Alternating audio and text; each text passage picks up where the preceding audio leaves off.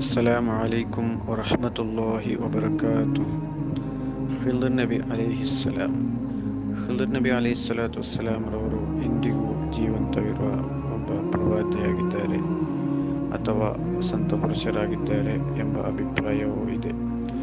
ಆ ಮಹಾನ್ ವ್ಯಕ್ತಿ ಖಿಲ್ರ್ ನಬಿ ಅಲೈಹಿಸ್ಸಲಾತು ವಸ್ಸಲಾಂರವರನ್ನು, ಅವರ ಸಾಮೀಪ್ಯವನ್ನು ಬಯಸುವವರು ಈ ಕೆಳಗಿನ 10 ನಿರ್ದೇಶಗಳನ್ನು ನಿಮ್ಮ ದಿನಚರಿಯಲ್ಲಿ ಅಳವಡಿಸಿಕೊಳ್ಳಿ.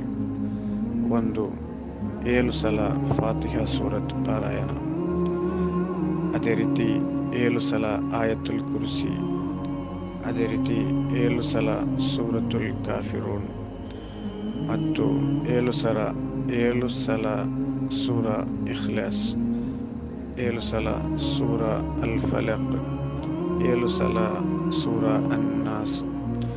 ಅದೇ ರೀತಿ 7ನೇಯದ್ದಾಗಿ 7 ಸಲ ಸುಬ್ಹಾನಲ್ಲಾಹಿ ವಲ್ಹಮ್ದುಲಿಲ್ಲಾಹಿ ವಲಾ ಇಲಾಹ ಇಲ್ಲಲ್ಲಾಹು ವಲ್ಲಾಹು ಅಕ್ಬರ್ ವಲಾ ಹೌಲ ವಲಾ ಕುವ್ವತ ಇಲ್ಲಾ ಬಿಲ್ಲಾಹಿಲ್ ಅಲೀಮ್ ಎಂಬ ದಿಕ್ರನ್ನು ಹೇಳಬೇಕು.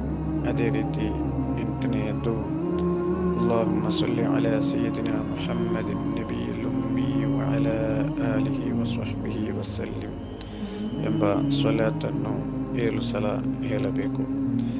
9ನೇಯದಾಗಿ ಅಲ್ಲಾಹುಮ್ಮ ಇಗ್ಫಿರ್ ಲೀ ವಲಿವಾಲಿದಯ್ಯ ವಲಿಲ್ ಮುಅ್ಮಿನೀನ ವಲ್ ಮುಅ್ಮಿನಾತ್ ವಲ್ ಮುಸ್ಲಿಮೀನ ವಲ್ ಮುಸ್ಲಿಮಾತ್ ಅಲ್ ಅಹ್ಯಾಇ ಮಿನ್ಹುಂ ವಲ್ ಅಮ್ವಾತ್ ಎಂಬ ದಿಕ್ರನ್ನು 7 ಸಲ ಹೇಳಬೇಕು.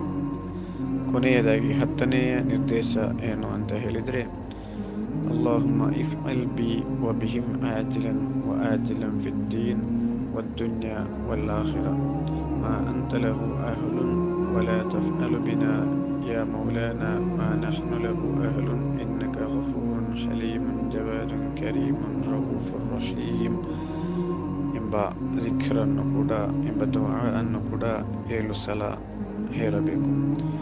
ಈ ರೀತಿ ಹೇಳಿದರೆ ಇನ್ಶಾ ಅಲ್ಲಾಹ್ ಕರುಣಾಮಯನು ಕಾರುಣ್ಯದ ಅಧಿಪತಿಯೂ ಆದ ಅಲ್ಲಾಹನ ದಯೆಯಿಂದ ಜೀವನದಲ್ಲಿ ಒಮ್ಮೆಯಾದರೂ ಆ ಮಹಾನರನ್ನು ಕಾಣುವ ಭಾಗ್ಯ ಉಂಟಾಗಲಿದೆ.